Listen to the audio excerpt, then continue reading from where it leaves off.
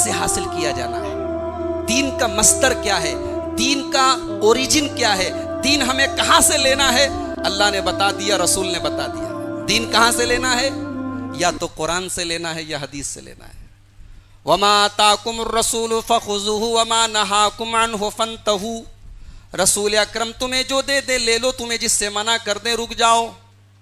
نبی اکرم کی وہ حدیث تو آپ کو یاد ہی ہوگی، ترکت فیکم امرین لن تضلوا ما تمسکتم بہما کتاب اللہ و سنتی، اے میری امت کے لوگوں، میں دو چیزیں تمہارے بیچ میں ہدایت کے لیے چھوڑ کے جا رہا ہوں۔ ہدایت اگر تمہیں حاصل کرنی ہے، دین اگر تمہیں حاصل کرنا ہے، تو میں دو چیزیں چھوڑ کے جا رہا ہوں۔ ہدایت تمہیں انہی دونوں چیزوں میں ملے گی، اور جب تم ان کو پکڑے رہو گے تو ہدایت پر رہو گے، ان کو چھوڑو گے تو گمراہ ہو جاؤ گے۔ ایک اللہ کی کتاب اور ایک اس کے رسول کی سنت۔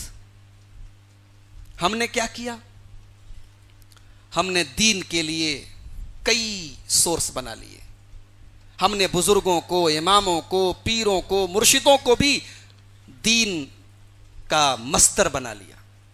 حالانکہ علماء، ائمہ، بزرگان دین، ان سے دین لینا تھا، لیکن دین لینے کا یہ مطلب نہیں تھا کہ ہم قرآن و حدیث کو چھوڑ کر بھی ان کی باتوں کو لے لیں۔ ذرا آپ ایک حدیث دیکھیے، امام ابن ماجہ رحمۃ اللہ علیہ کتاب الفتن میں یہ حدیث لائے ہیں، اور امام حاکم رحمۃ اللہ علیہ اپنی مستدرک میں بھی یہ حدیث لائے ہیں۔ حدیث کے راوی حضرت عبداللہ ابن عمر ہے، اور یہ حدیث بھی ہمیں اور آپ کو بہت عبرت کے بہت سارے پہلو اس حدیث کے اندر موجود ہیں۔ اللہ کے پیارے نبی فرماتے ہیں، خمس اذا ابتلیتم بہن، اے میری امت کے لوگوں، 5 گناہ ایسے ہیں، 5 خرابیاں ایسی ہیں، 5 برائیاں ایسی ہیں کہ تمہارے اندر پیدا نہیں ہونی چاہیے۔ میں اللہ سے پناہ چاہتا ہوں کہیں تمہارے اندر یہ بھی برائیاں پیدا نہ ہو جائیں، مجھے ڈر ہے کہ یہ برائیاں تمہارے اندر نہ پیدا ہو جائیں۔ 5 برائیاں۔ نمبر 1، لم تظہر الفاحشۃ فی قوم قط حتی یعلنوا بها الا فشا فیہم الطاعون والاوجاع التي لم تکن فی اسلافہم الذین مضوا۔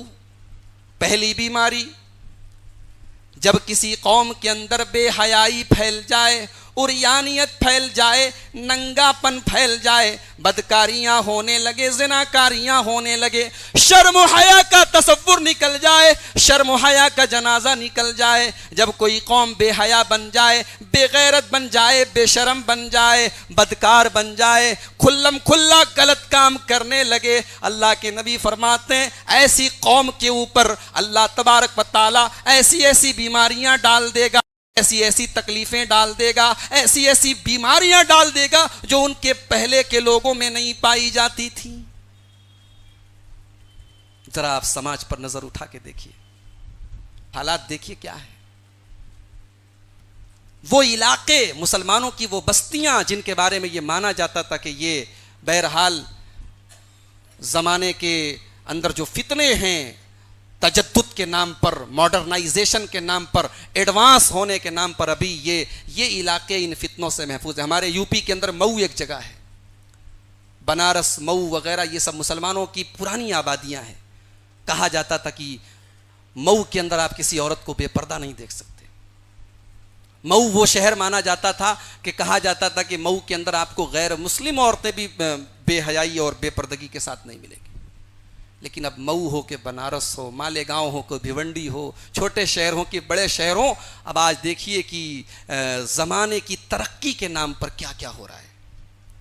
نوجوان لڑکے لڑکیاں ساتھ میں پڑھ رہے ہیں، پھر ساتھ میں سب کچھ ہو رہا ہے، پھر زناکاری کا جو ماحول بن رہا ہے، پھر لڑکے لڑکیوں کی دوستی کا جو ماحول بن رہا ہے میرے بھائیوں، اور پھر بڑے شہروں میں آپ چلے جائیں، اور بمبئی آپ کے قریب میں، آپ بمبئی میں دیکھیں، نیا سال ہیپی نیو ایئر کے سیلیبریشن کے نام پر 31 دسمبر کی رات میں جتنی شراب پی جائے گی، جتنی عیاشیاں کی جائیں گی، آپ یہ تمام چیزیں دیکھیے اور اس کے بعد اپنے حالات پر نظر دوڑائیے۔ یہ اللہ کے رسول کی حدیث ہے۔ جب کسی قوم میں بے حیائی پھیلے گی تو اس قوم کے اوپر بیماریاں آئیں گی، تکلیفیں آئیں گی، مصیبتیں آئیں گی۔ آج ایسی ایسی بیماریاں پائی جا رہی ہیں، ایسے ایسے وائرس پائے جا رہے ہیں، ایسے ایسے بخار پائے جا رہے ہیں جو 10 سال پہلے، 20 سال پہلے کوئی نام بھی نہیں جانتا تھا۔ تو یہ پہلی برائی ہوگی۔ دوسری برائی، وَلَمْ يَنْقُصُوا الْمِكْيَالَ وَالْمِيزَانَ إِلَّا أُخِذُوا بِالسِّنِينَ وَشِدَّةِ الْمَؤُونَةِ وَجَوْرِ السُّلْطَانِ عَلَيْهِمْ. اور جب کوئی قوم ناپ تول میں کمی کرنے لگے گی، ناپ تول میں کمی کرنے لگے گی، کاروبار میں بے ایمانی کرنے لگے گی، فراڈ کرنے لگے گی، تو ایسی قوم کے اوپر اللہ تبارک و تعالی سختی نازل کر دے گا، اس کے کاروبار میں تنگی نازل کر دے گا، اس کے کاروبار میں مندی آ جائے گی، تجارت میں مندی آ جائے گی، اس کی اقتصادی حالت خراب ہو جائے گی، اور بادشاہ اس کے اوپر ظلم کرے گا، حکمراں اس کے اوپر ظلم کرے گا. یہ حالات بھی آج ہم دیکھ رہے ہیں. اور ہم جانتے ہیں، ہم میں سے تمام جتنے کاروبار کرنے والے لوگ جانتے ہیں کہ ہم سب کتنے پانی میں ہیں، اس حمام میں سب ننگے ہیں. اب تو کہنے والے یہاں تک کہتے ہیں کہ ایمانداری کے ساتھ دھندا ہو سکتا ہے، دھندا کرنا ہے تو بے ایمان ہونا پڑے گا، جھوٹ بولنا پڑے گا. اب تو یہ لوگ بولتے ہیں. جب کوئی قوم ناپ تول میں کمی کرتی ہے، اللہ کے حبیب فرما رہے ہیں کہ اس قوم کے اوپر یہ عذاب آتا ہے کہ اس کی معیشت کو تنگ کر دیا جاتا ہے اور ظالم بادشاہ کو اس کے اوپر مسلط کر دیا جاتا ہے. یہ دوسرا بڑا گناہ ہے جس سے اللہ کے رسول نے اپنی امت کو خبردار